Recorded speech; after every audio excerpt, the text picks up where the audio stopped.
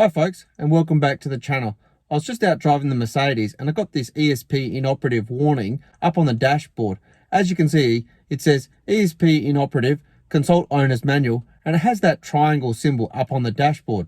So to diagnose the problem, I'm going to use my iCarSoft 980 scan tool. Now this is a relatively inexpensive scan tool, specifically for Mercedes-Benz.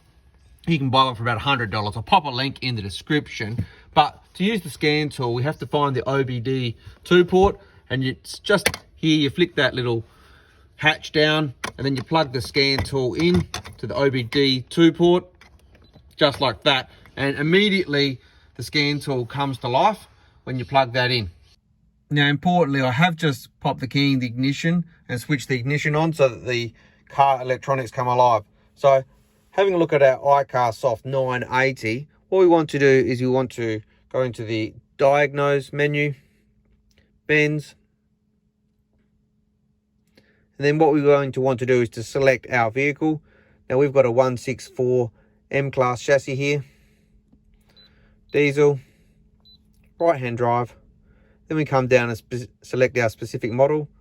So we've actually got an ML300. And I'm actually going to do a manual selection. So we know that this is an ESP fault. So let's scroll down to the ESP menu. And let's read the faults. All right. So we can see we've actually got two faults stored on this vehicle. We've got a 5126, which is a left rear speed sensor. Carry out visual inspection, and we've got a B34 ESP brake pressure sensor, electrical fault. So let's have a look at both of these sensors on the vehicle. All right, so as you can see, I've just popped the left rear wheel off. I've jacked it up and I've put a jack stand under the standard jack point for safety. Now, if we just come in here behind the wheel, we can see that the sensor, the wheel speed sensor, is this sensor in here, and we can trace that electrical wire up there and along here, and we can see that the connector is here. So what I'm actually going to do, because this could actually be a failing sensor or it could actually be an electrical contact point. We actually saw there was a electrical fault come up actually on the B34, which was the pressure sensor. But I'm going to start by actually cleaning this contact here. I've got some electrical parts cleaner here.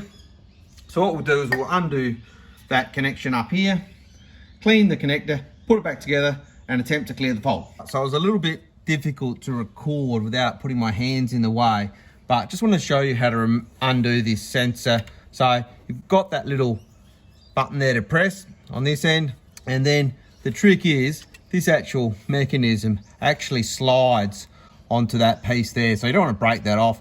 You see how that slides on there, and then the clip comes off like that.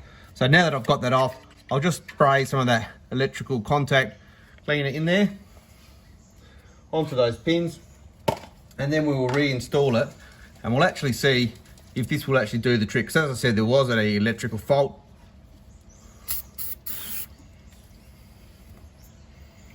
And we'll reassemble that and see if that solves the problem. So obviously, to reinstall the connector is the reverse procedure of actually getting it all apart. So we slide the sensor connector onto that little bracket there like that, and then we simply reconnect our sensor to the harness of the vehicle.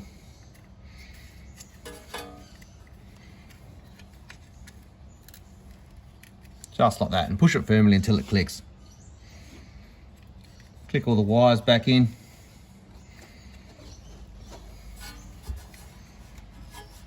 Like that. Okay, so having cleaned that electrical connection on that rear wheel speed sensor, now we want to have a look at the B34 pressure sensor, which is located just under the master cylinder. So the first thing we actually want to do is to put the bonnet up in the service position. If you haven't done that before, you press that red button, and that allows the bonnet to be lifted completely to that vertical position that you can see it's in currently. And then you locate your master cylinder. Now that's going to be directly behind your driver's side. So mine's a right-hand vehicle. So looking from the front of the vehicle, you can see it's on the left-hand side here. So So to get good access, what we're actually going to do is remove this panel here. That'll be a 10mm socket. So we'll get that off, out of the way, and then we can have a decent look in under the master cylinder. So we just pull that rubber off out of the way like that. Got our 10mm socket there. And we just remove that bolt holding that firewall panel in.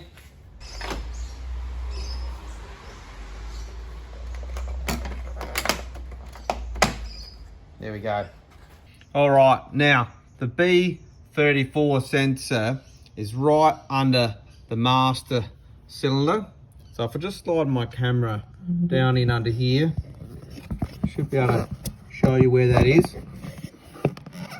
So we can see that it's just in here, and that's the connection just down there. So if you just slide your hand down, you can see that's the connection there. So we'll get that off. It's fairly tight with the camera, so we'll get that off camera, give that a clean, and then reassemble it. All right, so I've given the electrical connector a clean to that B34 sensor. I've reassembled this firewall panel, as you can see, and importantly, I've remembered to put that rubber strip back on just there. So let's get into the car. Let's use our iCarSoft 980 scanner to clear those faults, and let's take it for a test drive and see how it goes. Okay, so once again, we've got our iCarSoft 980 scan tool out. So coming to diagnose, bends, select the 164 M-Class, diesel engine, right hand steer. We know this one's actually an ML300, so I'll select that. I'm going to manually select because we know this is an ESP fault.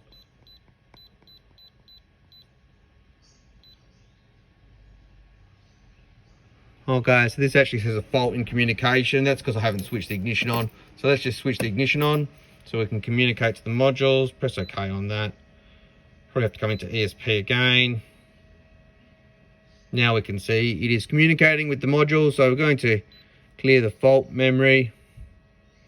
Do we really wish to want to erase the fault? Yes, so press the OK there. Clear trouble code successful. Please wait, and we'll just check that there's any DTC. So that's good, it's cleared the DTC. So let's remove the scan tool and we'll go for a test drive. All right, folks, so just taking the vehicle for a test drive, we can see that the ESP warning has completely gone from the dash now, and the triangle symbol has also gone. The car seems to be responding well to braking, and importantly, once again, we can put our cruise control on, whereas before the cruise control wouldn't work. So that's the same as if you actually switch the ESP off using the manual control on the panel there, the cruise control won't work. So it appears like the vehicle's working completely 100%. We've managed to solve the problem. Clearly it was an electrical issue, so we cleaned the sensor on the wheel, the connector to the sensor, and we also cleaned the connector on that B34 pressure sensor on the master cylinder, and that seems to have solved that problem. So what we'll do is when we get back, hook up the scan tool and we'll check for DTCs. We might even look at some live actual data and see how that looks as well. All right, so I've just got back from that test drive and plugged in my iCarSoft 980 scan tool again. Let's run some diagnosis, select bends, same as before, select our vehicle,